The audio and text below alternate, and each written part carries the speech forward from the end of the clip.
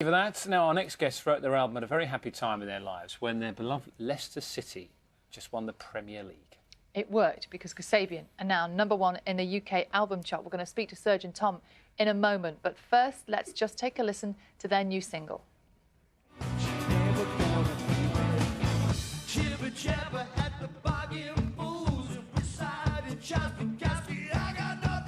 Good morning, gentlemen. They have joined us on the sofa, Serge and Tom from Kasabian. Good morning. Top of the album chart and knocking off Ed Sheeran. Did you think you managed to get rid of him?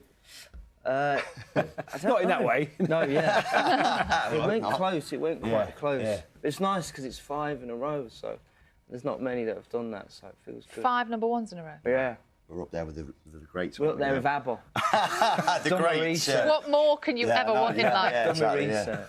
And 20 years of, still doing it. Yeah, and our friendship as well. We've lasted that long, haven't we, bro? So yeah. I mean, I think that's May. We started the band in his bedroom with acoustic guitar, just me and Serge knocking around. It's incredible, isn't it? And you wrote the album in kind of an old-fashioned way, didn't you? You wrote it very quickly.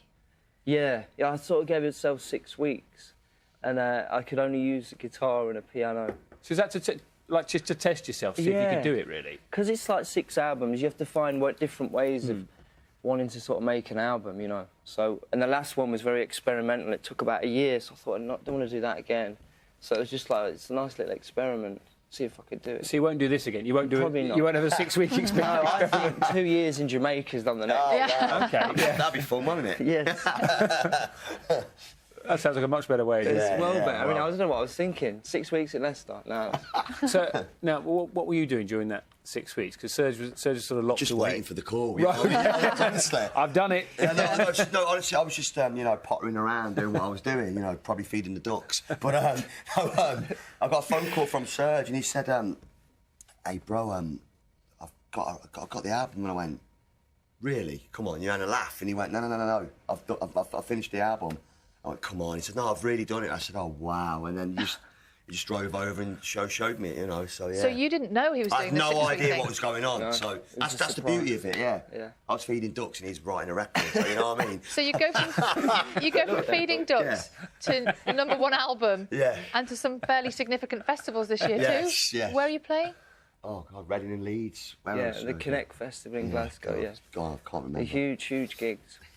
So, and in terms of that 6 weeks, it came at quite an interesting time because your team, Leicester City, had just won the Premier League or were about to do it? Yeah, it was kind of in the months leading up to the last game, yeah. OK, so there's that going on. And you're all, everyone in the band's a dad now as well. So how has that sort of influenced things? The Leicester on one side of things and the parenthood on the other side of things? I mean, because it did it in such a concentrated time, it was very it's an uplifting record, and I think that time in the city was unbelievable. I mean, so even you came round my house at one point, we had satellite trucks, not Dan, but someone from the BBC. We had satellite trucks in the garden, because it was a mad sort of time. It was pretty insane, and I think it went somehow.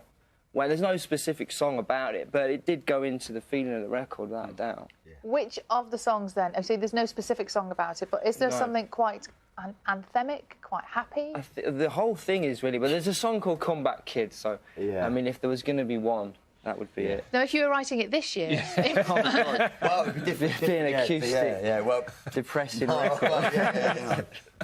The impact of football on an album. Now, there has been a bit of controversy about this record as well. The song You're in Love with a Psycho, I'll read you what a mental health charity described it as: damaging, unhelpful and disappointing. And they reference the video in that as well. I mean, did you think it would be controversial when you wrote it and when you recorded the video? And how do you react to that controversy now? Not at all, really. I mean, it wasn't meant to be taken literally, and it was a...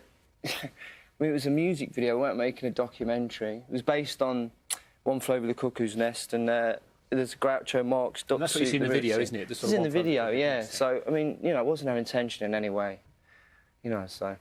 Can you understand people maybe a little bit uncomfortable with it?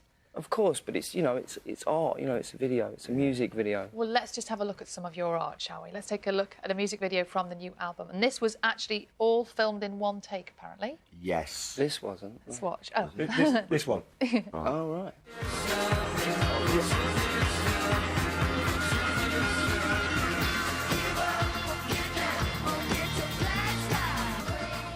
So that's all done in just one take? Yes, Yeah, one take, and it yeah. was live. Well, the idea was to make... we shot it straight live to the internet. So it's the... I mean, it was one of the... It's the first time it's been done where, like, a one-shot, a live video, and that's the video, so whatever happened on the day... So there was no retakes? No, and at 7 o'clock, it was live to the world. So it was great, because... I mean, obviously, when you play live, you get that feeling of you can't recreate that. So it's nice that to have it on a video. Did you make any mistakes? Weirdly enough, that was perfect. The ones leading up were terrible. Like, Get out of the way and move and all that. Terrible. Yeah, the album's called For Crying Out Loud. Yeah. So when was the last time you cried? Friday we got to #1. Oh. Genuinely? Tears of joy then? It was joy this time, not sadness, So, no, generally I gave Serge a call and said, it just, sometimes the emotions gets the better of you, and it's not wrong with a good cry. But nice to know, after 20 years and so many hit albums, it still means a lot, doesn't it? Of course, it means a lot to me and him, definitely, and the rest of the band, and the families and people that we know and our friends, it's massive. Did you weep on the other end of the line then? Yeah, I had a moment. You did, yeah. Did you? Not really. Yeah, I suppose I did. Yeah. You didn't have a moment when your alarm went off this morning. That's when I would have cried, Yeah, that is. I'm up now though. I've got kids, so. Well, that's good. Listen, congratulations Thank you on so the album. much. All the best with Appreciate the touring and the festivals. How many festivals you're doing in total this summer? There'll A be lot. a few. Yeah, a lot. Okay, yeah. right. Well, we'll see you Busy somewhere. summer. Well, thank you very much. Thanks, Thanks, guys. lads. That's lovely. And the Shall I? No, should go on, you should we do sing it? No. No. Kasabian's new album is called For Crying Out Loud. I think that would impact on your sales somewhat if we started singing it. We'll leave that to you guys. Right, thank you very much to Tom and to Serge. And here's Carol with a look at the morning's weather for us.